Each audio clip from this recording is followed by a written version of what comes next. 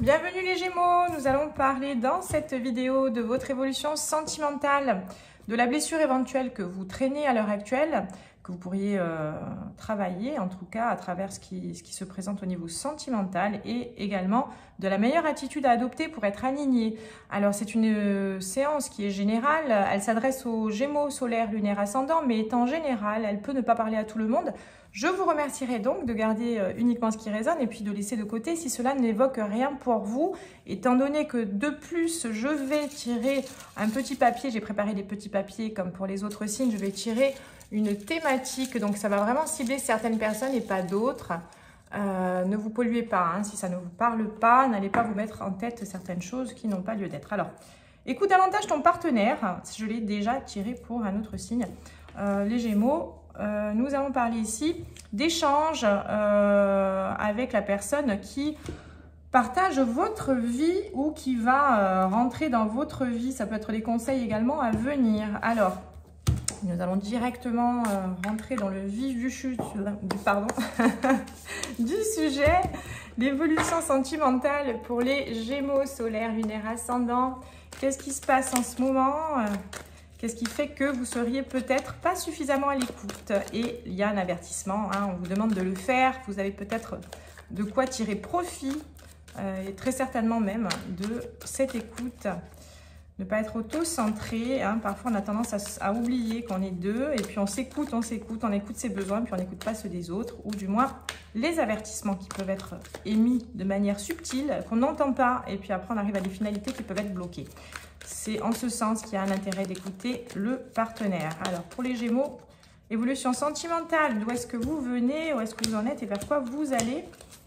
Les Gémeaux, donc, le contexte antérieur, des peurs, doutes, illusions. Alors, oui, ok, en écho avec ce qui est dit ici, les Gémeaux, vous pourriez être sorti, il y a un passé quand même proche où il y a eu des doutes, ça peut être encore imprégné en vous, hein.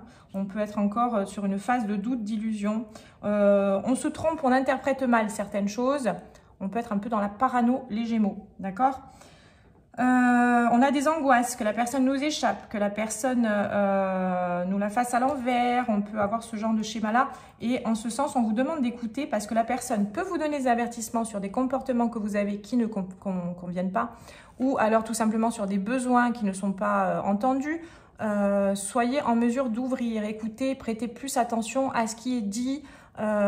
Et si il y a eu déjà un passé où vous voyez déjà là c'est tendu, essayez d'enclencher le dialogue et puis un dialogue constructif. Dis-moi qu'est-ce qui ne va pas ou qu'est-ce qui peut vous rassurer aussi, exprimez ce qui peut vous faire peur parce que vous êtes là en train de plonger, hein, j'ai l'impression, dans une phase qui n'est pas juste, qui n'est pas légitime, que vous allez co-créer en étant dans l'interprétation parce que vous n'écoutez pas suffisamment l'autre. Et du coup, ben, vous allez avoir après, comme vous n'êtes pas focus sur ce que la personne vous dit ou la personne va exprimer, pas forcément dans les mots, mais dans l'attitude, vous allez avoir tendance à vous écouter, puis après passer à côté de certaines attitudes et verbalisation qui vous passent au-dessus. Puis après, d'un coup, vous allez vous sentir perdu parce que la personne, finalement, a eu le ressenti de vous avoir donné des avertissements ou d'avoir exprimé certaines choses dont vous n'avez pas tenu compte. Alors, vous êtes aussi sûrement beaucoup dans vos pensées en ce moment, les Gémeaux. Donc, revenez sur Terre et revenez dans la réalité. À l'heure actuelle, l'homme soupirant, je vais compléter cette information puisque l'homme soupirant, vous pourriez vous être face à finalement une crainte, ouais, la crainte de perdre l'autre, hein, on peut être paniqué, ne pas comprendre, vous avez loupé un épisode, hein, j'ai le sentiment que vous avez loupé un épisode et du coup vous n'arrivez plus à revenir sur la totalité des informations de ce qui vous arrive dans la situation. Peur de la rupture qui saute, qui tout se retourne. La peur de la rupture. Complément d'info sur l'homme soupirant pour les Gémeaux.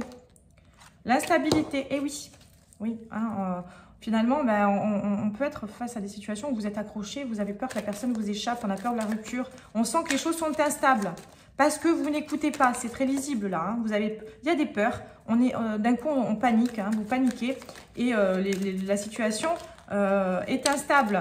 Hein, on est dans des insécurités.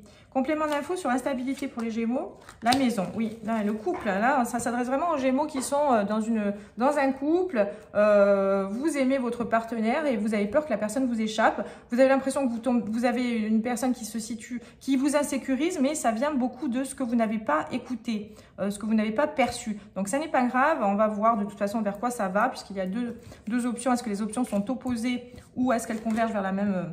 Non, alors, pas du tout. Donc là, il y a deux trajectoires, les Gémeaux. Si vous vous reprenez, on récolte profit, donc on tire profit. Les choses ne vont pas se goupiller mal pour certains, ceux qui vont faire ce travail d'écoute. Hein. Donc on reprend à zéro, on retourne. Si les personnes sont un peu dans des situations fragiles, vous vous sentez pas très bien, vous avez peur que la personne, elle se détache de vous, elle s'éloigne. On vous demande d'aller mettre les choses à plat, d'évoquer, de peut-être aussi... vous excusez de ne pas avoir écouté certaines choses, manifester vos émotions, vos sentiments. Il y a un intérêt là. Hein. Là, on est sur une mise en garde pour éviter que la situation ne continue à se dégrader pour certains qui sont dans un état pas très sécurisé en ce moment. Donc, on va tirer profit de ce dialogue. Hein. On vous encourage à aller dans le dialogue, à aller aussi percevoir tout ce qui peut irriter. Prenez du recul et regardez un petit peu comment vous agissez, qu'est-ce qui peut faire que vous avez un comportement qui est insécurisant aussi pour l'autre et qui n'est pas satisfaisant. Et d'autre part, hein, on peut aller, si on ne converge pas vers cette prise en considération, si vous ne recalibrez pas les choses, il peut y avoir un côté égoïste où on n'annonce pas là une séparation, mais... Hein, on n'est pas là du tout, là on est sur une mise en garde d'écoute, tout simplement. Mais on peut avoir tendance à s'isoler de plus en plus, chacun de son côté, notamment la personne face à vous peut être de plus en plus égoïste et auto-centrée, puisque vous avez tendance à penser prendre soin de la personne, mais pas forcément. Alors, on va dire que dans ce que je perçois, je vois des scènes où...